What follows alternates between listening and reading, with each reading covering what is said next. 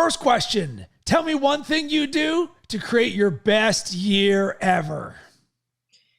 Okay, best year ever. I think the one thing I do to set myself up is I'm just consistent.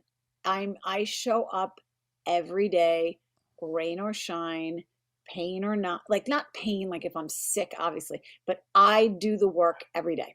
I think if you had to say one thing about my effort across, whether it's in sports, athletics, in business and work, it's that I show up. I'm always there. I'm reliable. I may not be the fastest, the smartest, the strongest, the most talented, but I am the most consistent, and I move the needle every day. You know what I'm saying, Rob? I move it a little bit. Some days there's tons of motion. Some days it's negligible, but I'm always moving towards my goal. Oh, baby, you are speaking my language, because one of my favorite books that changed my life was The Power of Consistency by Weldon Long. And when you understand that greatness is doing the same small thing over and over and over and over again, it will change your life. And welcome to Best Year Ever, a podcast designed to inspire growth and impact so you can create your best year ever. And I'm your host, Rob Cressy. And oh, am I excited for today's episode. And everyone, you are in for a treat. Joining me today is Leah Jantzen, performance coach. Leah, great to have you on the show. Awesome to be here, Rob. What great energy. I'm so pumped. Yes. So you and I met because we are both part of Jesse Itzler's Build Your Life Resume community. And more specifically, we ran Driveway to Hell in Rome, Georgia, an up and downhill half marathon, 13 times down, 13 times up. And it's where you and I passed each other with smiles over and over again, and then we follow each other on Instagram, and it just so happens we're both coaches, we're both about this life, and that's how we got to where we are right now. I love it. I love when like-minded people come together and have that shared energy, because I think that's what a lot of people get from us, Rob. It's like, wow, I feel her energy. I feel his energy. I want some of that. I want some of that. And we light up for them. And then that light, they grab our light and our energy, and then they run with that. And I think that's, when you recognize what your gift is on this planet, it's like you just want to do it all the time, right? So when I saw you, I had seen you in the BYLR community. I knew who you were, but I'd never met you before.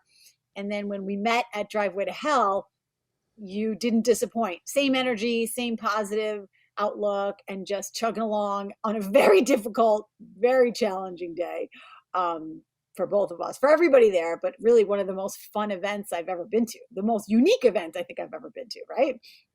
Yeah, and one of my favorite quotes is, you cannot give to others that which you are not experiencing yourself.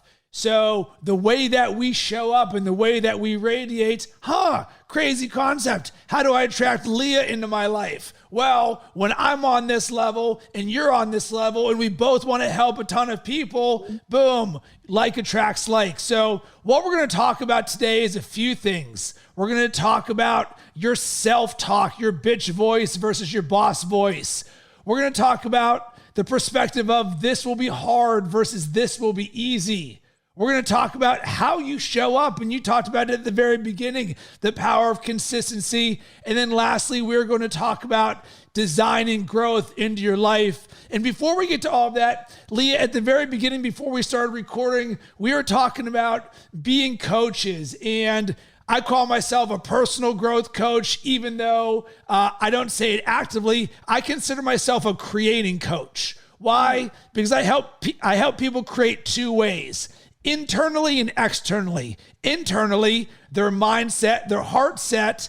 Externally, whether you want to launch a podcast and build your brand or create the actions, the habits, the routines, the mindsets, the ways of being to create more of what you want in your life. But of course, nobody is actually out there in the world being like, I'm searching for a creating coach. And when I was asking you how you wanted to be introduced here on your Instagram, it says performance coach. Then we both started to chuckle because I was like, yeah, nobody knows what that is. You're like, performance coach, what is that? It's so true. I think I chose that because, again, I'm a life coach. Initially, I was a general life coach. Then I started doing triathlons and marathons and a lot of competition. So I was like, and I'm a competitor, but I called myself the scrappy athlete because I wasn't super, I wasn't, again, the strongest, the fastest, the most talented athlete, but I was the scrappiest because I fought really hard. I figured things out. I learned how to, find that angle, and I had serious mental toughness that I could just tap into. So I said, people were like, how do you do that, Leah? Teach me how to do that. I want to perform at my highest level when it counts, because sometimes people train and they do all these things, and then the day comes and they can't access that. They can't execute on what they were practicing. So I do a lot of work with people on how to, come up on race day or whatever day it is, game day, and execute and be successful and perform at the level you can. So that's kind of what I do as a coach now. All right. And you mentioned I coach people to perform at the highest levels. And for me, when it comes to performance, probably the number one thing that helps is understanding your self-talk. And whether you're running a marathon or an Ironman, or you're just waking up today to make this the best day of your life, and we all have a choice for how we show up every single day, our self-talk is something that can either serve us or limit us and take us further away from where we want to go. And the tricky thing is the self-limiting voice, aka the bitch voice, is always going to be there. So even when you're the highest performer, and even when you have a bulletproof mindset and a routine that is designed to stack positive inputs, where you're in control of the story that you tell yourself, you and I, Leah, we even have days or moments in which our bitch voice, and I certainly see this on your social media, where you're getting ready to swim 3,500 yards and you really don't feel like doing it. And I know this, of course, whether we're training for a marathon or doing 75 hard or whatever it's going to be, you sit there and it's 5:11 a.m. in the morning and you have a 45-minute workout to do, and you sit there and you're like, this is the last thing that I would want to do. But when it comes to performance and being the best version of yourself and getting more out of your life and becoming great, your ability to live in your boss voice by saying, you know what? Step one, let's recognize when that self-limiting voice is there. You're like, oh, there's that voice that I don't want to do something. Step two, the trigger. All right, now that is there, what am I going to do? And then step three, using that trigger for action to get you to do one thing. Cool, put your shoes on, lace up whatever, just so you live in action. Let's talk about bitch voice versus boss voice, because this single thing is the game changer of all game changers when it comes to performance and happiness. 100%. I couldn't agree with you more. And I think what I want people to know, whoever's listening right now, you look at Rob and you say, wow, that guy is so motivated. You look at me, Ironman, Kona qualifier, 5-time Boston Marathon runner. We have all this credibility. It is still hard for us every single day. It is hard for everyone.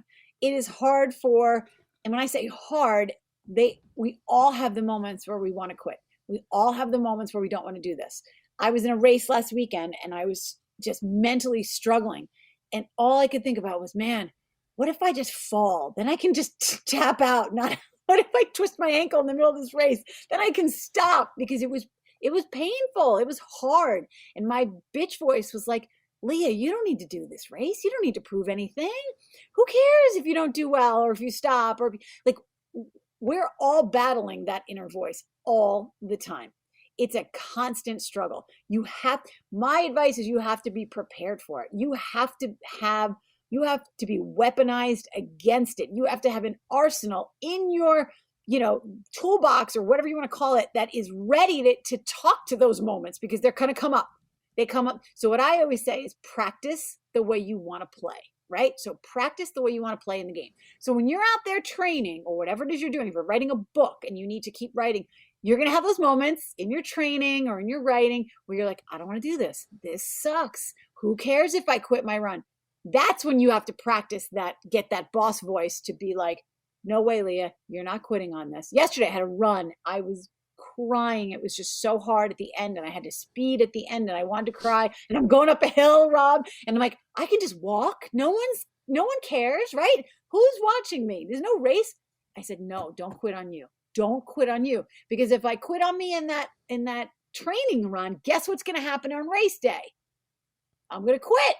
I'm going to be like, whatever. So you have to practice how you want to perform. So mental toughness and that self-talk doesn't just show up on race day. It doesn't just show up like, oh, you know what? I'm not going to be mentally tough in my training, but you know, on race day, I'm going to overcome all the demons. It never works that way. If we don't practice it like we practice our running and we work out every day, you're not going to have that muscle. That mental toughness muscle is not going to be built. So that's my best advice, is to get, that bitch voice. It's there daily, like daily, for me at least. And I'm just speaking for myself, but I think that a lot of people look at, elite athletes and high performers as, well, they don't have to worry about that. They don't stress about those things. No, they do. They've just figured out how to overcome it. And the pain of regret for me is 10 times worse than the temporary pain of running up that hill, dying. That's going to end in a minute or 5 minutes or whatever. But giving up on myself, I got to live with that for the rest of the day. Can't do it. Won't do it. And one of my favorite quotes is, prepare for what's difficult when it's easy. And I'll even and that one of my favorite books, which last week I just read for the second time, is The Obstacle is the Way by Ryan Holiday, which is really a book around mindset in adversity, and what stands in the way becomes the way. So to be an elite performer, you sit there and you take what would normally limit most people and you say, I'm going to turn this into an opportunity. And if you think about the way that this compresses and almost multiplies your power, you're taking what would limit other people, and by design, you're doing it when you're not even supposed to be doing the thing. And a simple thing that I've done for years, and certainly being part of the Build Your Life Resume community, about this, is cold water therapy. And I learned this from Tony Robbins a long time ago. And it was around building courage in your life. And it's like, we would all say we would love to have a little bit more courage in our life, right? Sure. But how in the world do we create more courage? Are we going to stand at a four-way intersection and wait for a grandmother to be there and to walk her across? No. But we have the opportunity to microdose courage. And how can you do that? By jumping in a cold shower every single day. Because trust me when I say 100 times out of 100, when you jump into a freezing cold shower, it is freezing cold. It takes courage to do that. The same way, Leah, it takes courage for you when you're sitting there in that car and you don't want to go and do that swim, and you're exercising that same muscle. So prepare for what's difficult when it's easy. Microdose, microdose, microdose. You're getting a drip, a drip, a drip. And for me, there's a podcast that I have about how my mindset saved my life, where I had a near-death experience running a marathon where I passed out at mile 25 and a half with a heat stroke, and I almost died on the course with a body temperature of 107 degrees. And one of the things that I attribute staying alive to is my mindset. You know what that was? Prepare for what's difficult when it's easy. Little did I know, I can see the finish line, that I would wake up at some point later staring at the top of a medical tent packed head to toe in ice, trying to stay alive. Boom. Prepare for what's difficult when it's easy, because you might get thrust into a near-death experience where you say, all right, we understand how to process these things. Don't panic. Listen, what can you control? Well, I can see and I can control my thoughts. All right, if I'm speaking, I'm alive. Cool, just speak something. I'm a Steelers fan. The Steelers are playing the Raiders. Oh, I'm a fighter. I'm going to live. Over and over again. Process. Boom, all of a sudden I stayed alive. So you never know when you're going to need it. And it just so happens that I'm the shining example of it saved my life. Wow. That's insane. That's crazy. I did not know that. Holy cow. Did they Yeah, wheel you across the finish line so that you could finish? well, so of course. So my watch is still going there, and my unfortunately for my parents and my wife and my in-laws, they were all there with me as well, rooting me on to complete what would have been my first marathon. And actually, this is a fantastic transition because I wasn't even planning on talking about this, but Leah, one of the things that you had mentioned is you started running later in your life, running your first marathon at 42. And for me, I just completed my first marathon at 41. So 8 years later, I had my redemption story. I ran the Pittsburgh Marathon as my Muskogee this year. I think that was in May. And Leah, when you and I met 2 weeks later at Driveway to Hell, I had just finished my Muskogee. I had just completed my first marathon. So one of the things that I'm hearing from a lot of people, which I relate to, is, air quotes, I am not a runner. That for many of us who did not grow up running cross country, we don't wake up in the morning and say, you know what I want to do? I want to go run 5 miles. Yeah, we like to go to brunch or play basketball or watch Netflix or do a podcast, but we don't like to run. So therefore, we say to ourselves, well, I don't do any of these things. I don't identify with this. Therefore, I am not a runner. And that self-limiting story is the thing that stops people from getting all of the benefits of running. Yeah, there's the physical side and the pushing your side, but the community benefits. That's what I loved the most about Driveway to Hell and being part of the Big Ass Calendar Club is the community of people, because there's the pulse and people are all different shapes and sizes. So can you give a quick nugget on you running your first marathon at 42 to give some hope and inspiration to someone listening right now that says, I'm not a runner, but maybe I'm open to the possibility of it? Yeah, I think we put ourselves, we have all these self-limiting beliefs, and look, it's a protection. It's a method of protection. It's an ego thing. Like, oh, I'm not a runner, so I'm not going to even try that. It's an easy way to say, oh, I have a bad knee, or, oh, I in gym class, I was always the last kid picked, so I'm not an athlete. I'm not a runner. I don't do that. If you see me running, there's someone chasing me. That's always the joke they give me. I didn't do any of that. I never did track or, cross country or any running.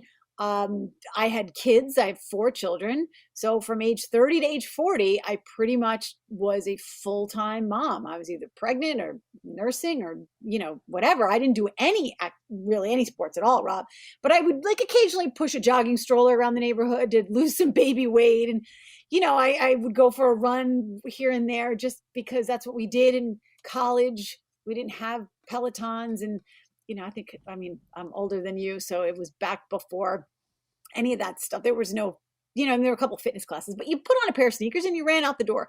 So I did a little of that, Rob. But then I just decided, I don't know, I just, I did a 5K with local people, and they're like, oh, you can run. I go, oh, I guess I can run. I don't know. Anybody can run. I feel like if you have a body, you're an athlete. That's what I say. So next thing you know, I met, like you said, I met a community of people that were so inspiring to me. I didn't know this whole world existed of runners, people that met at 5 o'clock in the morning and ran together. They're called the Vampires by here, the Vampire Crew, and they run at 5 a.m. And I was like, you people are insane. Like, next thing you know, I'm meeting them at 5 a.m. and I'm running. And next thing you know, they're like, we're going to do the marathon here on Long Island. It was the first marathon on this one particular Suffolk County marathon. I go, I think I'm going to do this. I didn't know anything, Rob. I didn't have a GPS watch. I didn't know pace, nothing. But you have to live life. Like I didn't know what was going to happen. So at 42, I ran a marathon, and now I've done 11 of them. I mean, it's like, and then I started doing triathlon because somebody said, oh, you should do triathlon. I go, swim. Rob, I'd never swam a lap in a pool until I was 43 years old. I qualified to race in Kona, Hawaii at the Ironman World Championships in 3 years, in 2019. I learned. So if I can do that by, again, showing up consistently, believing that it's possible, and just, again, doing the hard things when they're easy and when they're hard, like not giving up and saying, like, if I had a bad day, that didn't define me. That was one day. Tomorrow is a brand new day. I get to start over from scratch. Whatever happened yesterday is over. That's the key to, like, kind of building on your consistency. It's like not getting stuck in the negative space. Like that was yesterday, tomorrow's a new day. So I kind of built on that. So for anybody out there, you can run marathons, you can do whatever you want at any age you want. I have friends of mine that are 50, 60 doing triathlon for the first time. It's beautiful. Don't let those self-limiting beliefs, because it's a protection. It's an ego protection. You don't want to fail. You don't want to look stupid. Everybody's on social media. Everyone's going to know. That to me, I call BS on that. Yes. I call BS on that. I'll let this transition us into designing growth into your life, because that's exactly what you ended up doing. And all of us start at zero in everything that we do, despite what social media wants us to think. So when you're going to run a marathon, we all start at 0 miles and lace up with our first mile. And the thing that I love to talk about when it's about designing growth into your life is your standard is higher for yourself than anybody could ever have for you. So when I look into being a high performer and how I've created this sort of personality and lifestyle and mindset, and how do I do hard things when I don't want to do them, and how do I do a lot of action-oriented things, the answer is my standard is so high for myself because I want to live my best life possible. And certainly having inspirational people around me, whether it's you or Jesse Itzler and Chad Wright and Mark Brown, and these people who can show you what is possible for themselves to help show you what is possible for yourself. And I think about when I did Andy Frisella's 75 Hard Mental Toughness program. And before I did it, I didn't want to do it. And I'm sitting there on Siesta Key Beach, listening to Andy's podcast for a second time. And he says, 75 days is a small price to pay for you to be the best version of yourself. If you go all in on this program, I guarantee you'll be the best version of yourself. And I sat there and I was like, shit. I was like, I'm all in on my dreams, and I preach this. I live this. I create content. Yet here's this thing that says, if you do this, you'll be the best version of yourself. And I said, for the reason that I do not want to do this, I am going to do it, because I knew there was something out there that was going to raise my standard. And because of that, boom, that bar is always climbing for me in the best way possible. That's awesome. Yeah, but that's what we have to strive for. It's just being a little bit better every day.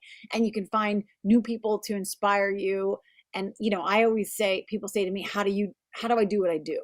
Right? How do I spend all these hours training and all this time doing all these things? And then with 4 kids and family and all this stuff, I said, I just cut out a lot of the stuff that doesn't serve me, right? A lot of the people that drain me of energy. I need all cylinders firing at all times for me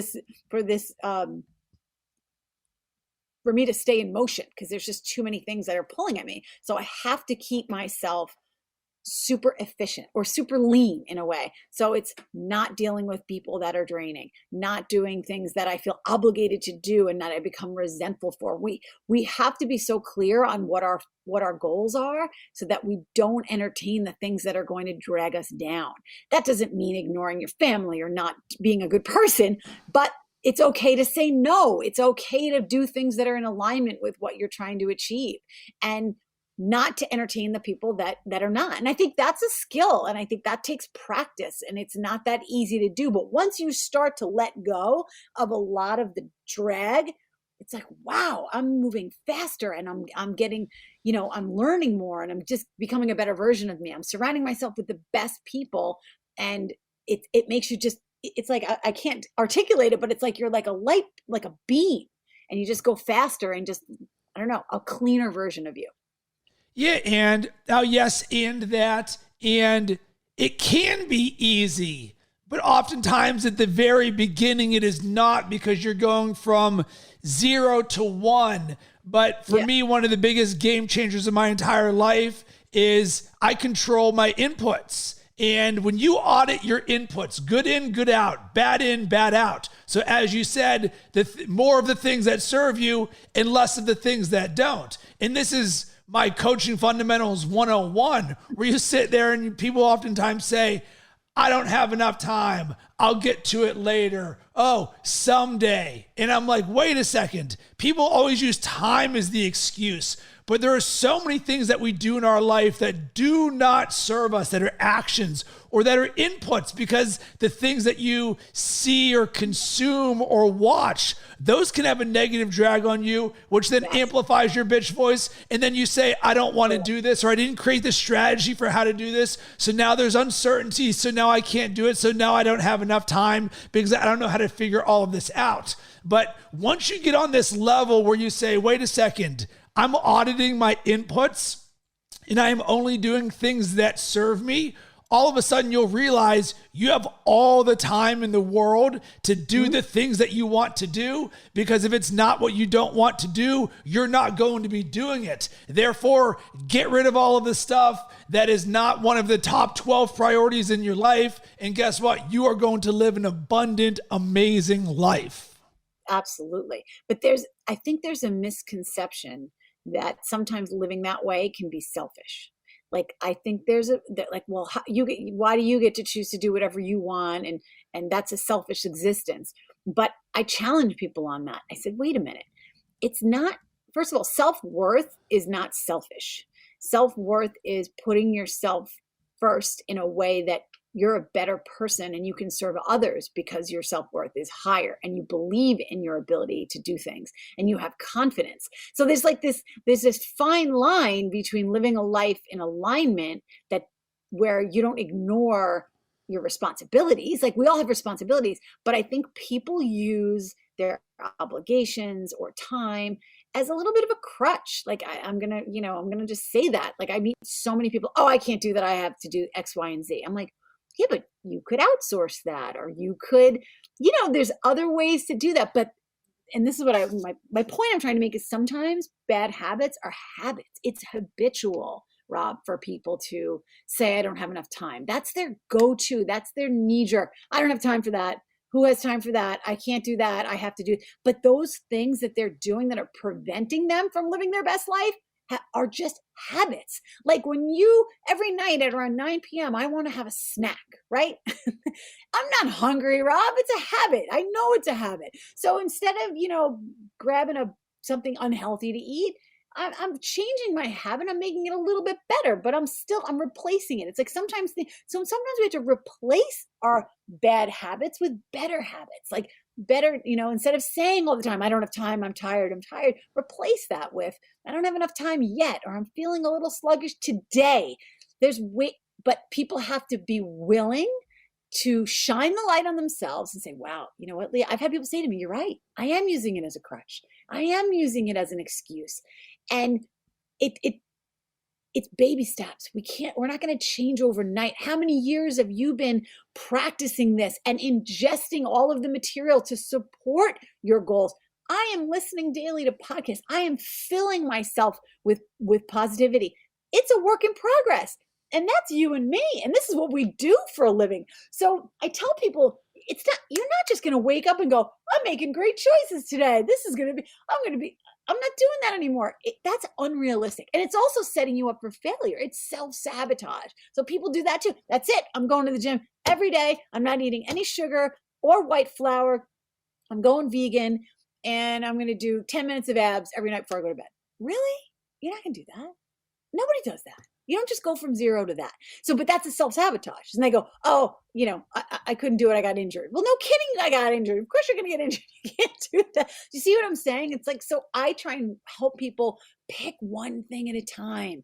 Do that. Make that a habit. Then we work like Jesse's vitamins and like all that stuff. Like, make those vitamins become daily habits. It's like, now we start brushing your teeth. That wasn't always a habit, right? You had to make that a habit. So it's very simple stuff, Rob, but people overthink it. And then they compare themselves to others and they're like, I'll never get to where she's at. I'll never get to where he's at. But we all started somewhere. Yeah, it's only taken me doing this full time for 12 years to get to this point, all day, every day. The power of consistency. And it's why this podcast exists in the first place, because I say best year ever is a mindset, a lifestyle, and a way of being. So you're like, all right, so how does all of this compound? Well, you wake up and you say, today's going to be a great day. And then you brush your teeth and say 3 things that you're grateful for. And then you read for 30 minutes. Then you drink a glass of water, and then you meditate, and then you journal, and then you go and work out. And you do these series of small things over and over and over again, which, Leah, this brings us to the last thing, which you just talked about, is how you are showing up. And the key to this is about being intentional. Yeah. You want to be intentional about every single area of your life, because over the last year, I believe the number one crusade I've been up against, and Jesse always says, find the one thing that you're just going to fight against and you're going to stand up for in this world. And for me, it is creating a healthy relationship to time, because all of the people who say, I don't have enough time, and they create these excuses for why they can't do something, whether it's be a better version of yourself or run a 5K or launch a podcast or whatever it is. I know that is an excuse, and I know I've also been on that side of things for a long time in my life, but it does not serve us, because no one in the Hall of Fame has ever been at their enshrinement ceremony and they're like, well, I would like to attribute me not having enough time for being here for all of my greatness, because that does not exist. Instead, what they'll say is, I was all in on being the best version of myself, and I was 100% committed, and I was extremely intentional about every single thing that I'm doing. I was strategic, and I brought forth energy, and man, there was a lot of days in which I did not want to do this, but I used the power of consistency, and I showed up day after day after day. So if you want to change your life, and this isn't from bad to okay, and that can be, but Leah, you and I operate in the difference between good and great to the best in the world. We're talking about we are fighting for inches, and that is all possible for all of us, ourselves included, because Leah, you and I, we literally breathe getting better. Like when we're done from all of this, we're going to continue to learn and do things to push ourselves. But it is all about being intentional. And there's a book I highly recommend everybody reads if you have not read it yet, The Power of Intention by Wayne Dyer. It will change your life, because when you understand the power in your ability to say, I'm going to be intentional in these buckets of my life with this time, you can do anything, because all you've got to do is put your intention on it and get rid of the stuff that's not serving you. Not that difficult. It's really not that difficult. And I think the other thing that I think we want to leave everyone with is it just starts very small. You start a little bit and then you build on it. Don't try and do everything overnight in one day. You're 12 years in the making. I was not always like this. I was not someone who woke up and worked out every day and I raced and I did all this stuff. I didn't do that. I learned this was a slow progression. This started maybe 10 years ago. And it's been every day is new development. Every day I am challenged. I have other challenges I'm trying to accomplish, but we can all learn this. It's not, oh, she's just born that way or he's just born that way. No, we made a choice. We make a choice every day to fall in. I always say mediocrity is the enemy. Mediocrity is the enemy of great, because it's so easy to slip into mediocrity and everyone can be like, oh, you're doing great. You have a job. You got. And just sit in that and just say, oh, this is good enough. But like you said before, and I love it, your standards for yourself, my standards for myself are way higher than anybody could ever place on me. And I can't live with myself unless I'm out there giving my best. But on the flip side, you and I know there are days we fall short.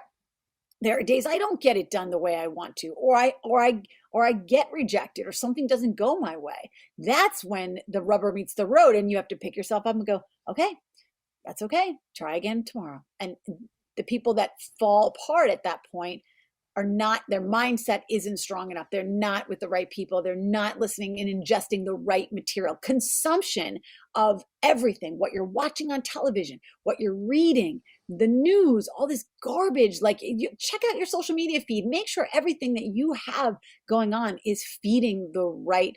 There's a story about the wolf versus the, oh my God, what the heck is that? The two wolves. I'm not going to get into it now, but it's like, which wolf are you feeding? Right? Which one are you going to feed? We have to feed the right wolf, the one that's going to bring us to that next level. That's what I want to be, a next level coach. Next level coach. That's what I'm going to call myself, Rob. There we go. We got two Two next level coaches getting together, having a conversation. Leah, this was fantastic. I yes and love everything that you're saying. I can feel your energy. My performance is raised just being in conversation with you, and I love that. Where can everybody connect and find out more about you? The best way, you can follow me on social media on Instagram. I'm at Leah Jantzen. Also check out my website, leahjantzen.com. I send out a newsletter. I don't spam you. It's like once a week. And I call it Mindset Monday. And I just share tidbits from my life and what I'm doing and how I am pushing through the difficult and challenging days to show up again tomorrow. And I want to hear from you. How are you preparing for what's difficult when it's easy? You can hit me up on all social media platforms at Rob Cressy. And when you hit me up, a crazy thing happens. I will respond back to you.